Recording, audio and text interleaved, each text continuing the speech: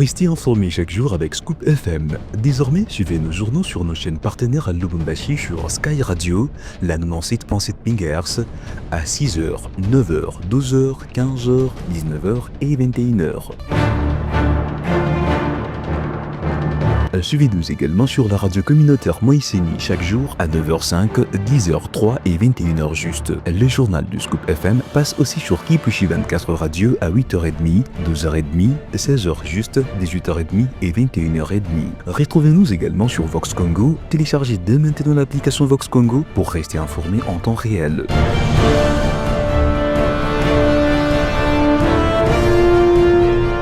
Scoop FM, suivez-nous sur notre page Facebook et sur notre chaîne YouTube pour tout savoir sur l'actualité locale, provinciale, nationale et internationale. Scoop FM, la neutralité réelle. La neutralité réelle.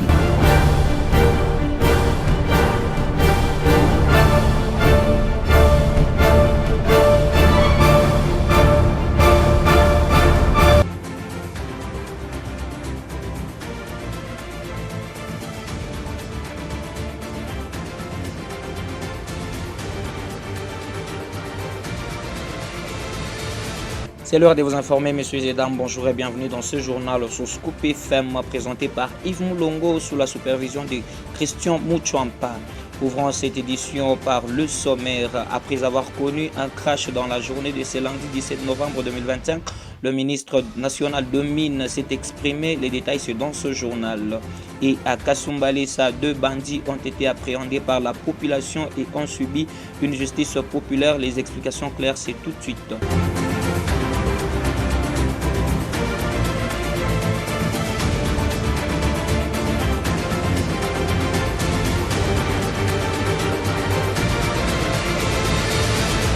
Une fois de plus, messieurs et dames, bienvenue dans ce journal. Ouvrons cette édition par ces comptes rendus faits après la deuxième réunion extraordinaire du Conseil de ministres du gouvernement provincial du Haut-Katanga par son Excellence Martin Kazembe Choula, gouverneur intérimaire. Suivez. Compte rendu de la deuxième réunion extraordinaire du Conseil des ministres du gouvernement provincial du Haut-Katanga du 16 novembre 2025. Sous la présidente, son Excellence, Monsieur le gouverneur de province ad intérim, Martin Kazembe Choula, il s'est tenu ce dimanche 16 novembre 2025 dans la salle des banquets du gouvernorat de province la deuxième réunion extraordinaire du Conseil des ministres du gouvernement provincial du Haut-Katanga. Un seul point était inscrit à l'ordre du jour, à savoir analyse et adoption de l'avant-projet dédié portant budget de la province exercice 2026. S'agissant du point sous examen, le ministre provincial ayant le budget dans ses attributions a présenté au Conseil l'avant-projet dédié portant budget de la province exercice 2026. De manière synthétique, le budget de la province est élaboré en équilibre en recettes et en dépenses à l'ordre de 1772 milliards 864 millions 12 304 francs congolais, équivalent à 611 millions 269 183 dollars américains. Après débat et délibération, le Conseil a adopté article par article le projet dédié du budget exercice 2026 à l'unanimité, lequel sera envoyé à l'Assemblée provinciale pour examen. Commencé à 9h30, la réunion a pris fin à 11h15. Je vous remercie. Et après cet incident mortel dans une carrière minière de Moulondo et du crash de l'avion transportant à bord le ministre national de Mines à l'aéroport de Kolwezi, le gouvernement provincial fixe l'opinion à travers un communiqué officiel. Suivez. Communiqué officiel du gouvernement provincial du Lualaba. Le gouvernement provincial du Lualaba informe l'opinion publique de l'évolution de 2 situations majeures qui viennent récemment de toucher la province.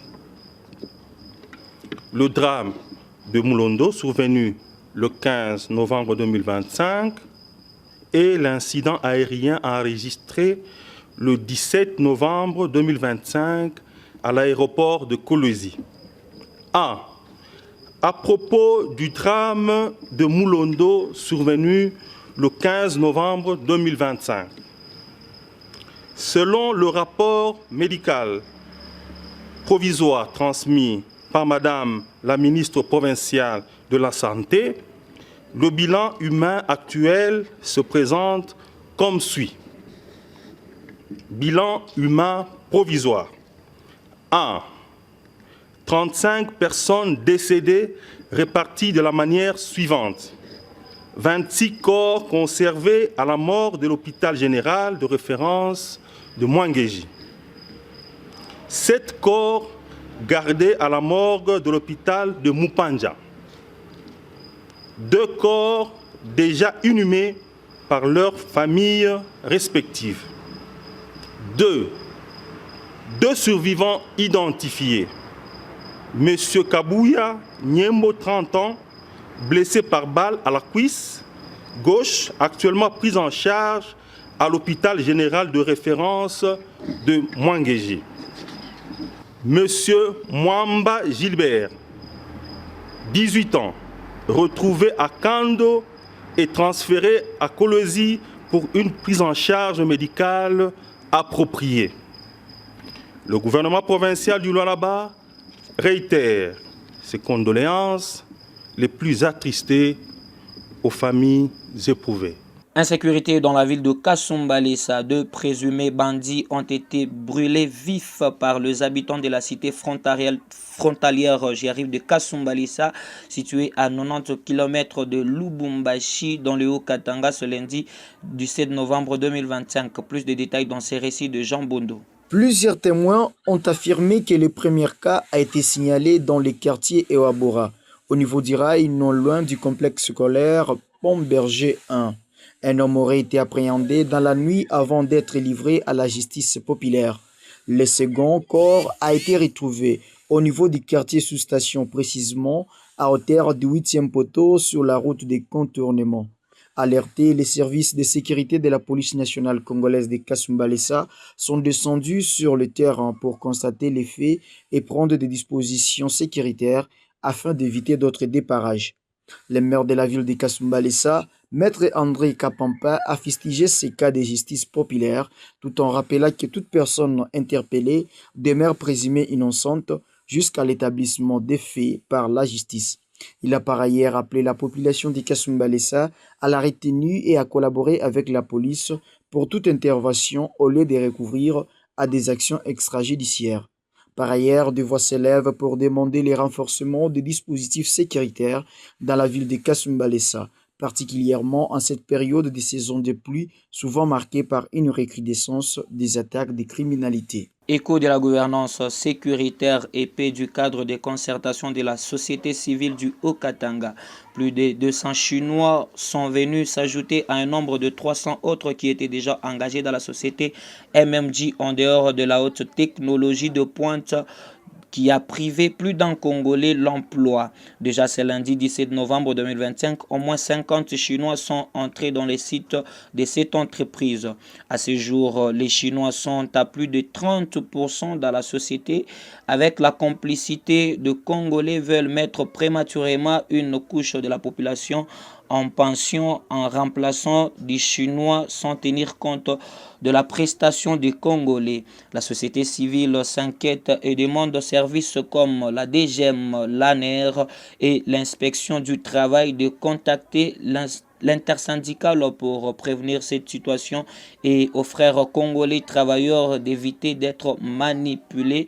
Une commission de parlementaires doit être mise en place par l'honorable Michel Kaboué, président de l'Assemblée provinciale dans le Haut-Katanga, pour les enquêtes afin de prévenir cette catastrophe. Signé par Bertin Chose, soldat du peuple, leader provincial et directeur régional de l'Observatoire citoyen de sécurité.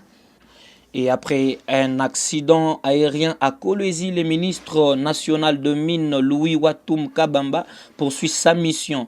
Consoler les familles touchées par les drames de Moulondo, encadrer l'artisanal et faire établir les responsabilités.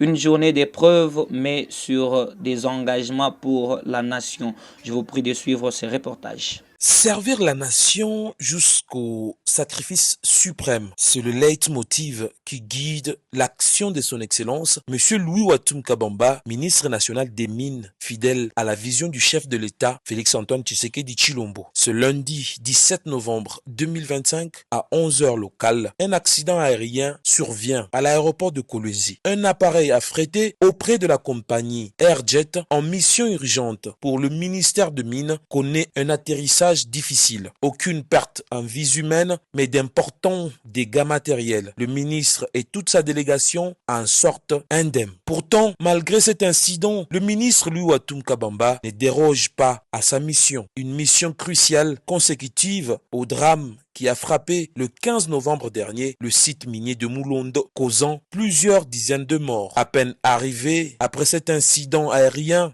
le ministre se rend au gouvernorat. Autour de la table, le conseiller principal du chef de l'État au collège des mines, Jean-Marie Kanda, la gouverneure du Lualaba, Fifi Masuka, les responsables des structures sous tutelle et les coopératives minières. Le ministre y présente, au nom du président de la République et du gouvernement souminois, les condoléances aux familles éplorées. Il réaffirme la détermination du gouvernement à mieux encadrer l'exploitation minière artisanale. Un message fort accompagné d'une annonce majeure. Plus de 64 zones d'exploitation artisanale viables sont déjà identifiées, les arrêtés ministériels déjà signés. Dans une interview, le docteur Denis Mukwege s'est dit horrifié d'apprendre que des jeunes mères qui allaitaient leurs enfants ont été brutalement assassinés et trouvé leur gorge tranchée dans leur lit d'hôpital cette fin de semaine dans le centre de santé de Byambwe, à proximité de Butembo dans le nord Kivu. Au moins 17 personnes ont été massacrées et 11 d'entre elles étaient de jeunes mères en séjour à la maternité. Il y a urgence à agir, à poursuivre les responsables de ces crimes et à protéger les civils dans l'est de la République démocratique du Congo. En tant que gynécologue obstétricien, je condamne très fermement ces actes abjects, a déclaré le docteur Denis Mukwege. Et le Conseil de sécurité de l'Organisation des Nations Unies a voté pour le déploiement d'une force internationale à Gaza, suivant les plans proposés par Donald Trump et soumis par les États-Unis. Ces textes autorisent la mise en place d'une force de déstabilisation internationale chargée notamment d'appui à la sécurisation de frontières en coopération avec Israël et l'Égypte, de la démilitarisation de Gaza, du désarmement des groupes armés non étatiques, c'est-à-dire les Hamas, de la protection des civils et de la formation d'une police palestinienne.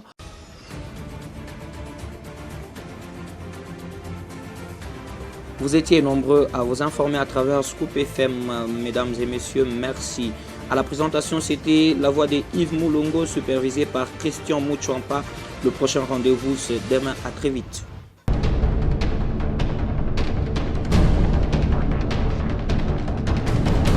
Restez informés chaque jour avec Scoop FM. Désormais, suivez nos journaux sur nos chaînes partenaires à Lubumbashi sur Sky Radio, la 97.7 MHz, à 6h, 9h, 12h, 15h, 19h et 21h.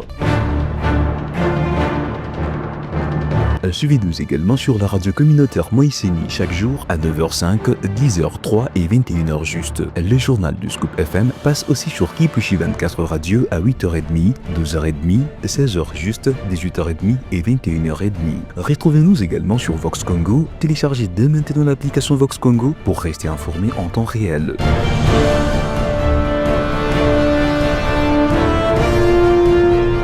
Scoop FM, suivez-nous sur notre page Facebook et sur notre chaîne YouTube pour tout savoir sur l'actualité locale, provinciale, nationale et internationale. Scoop FM, la neutralité réelle.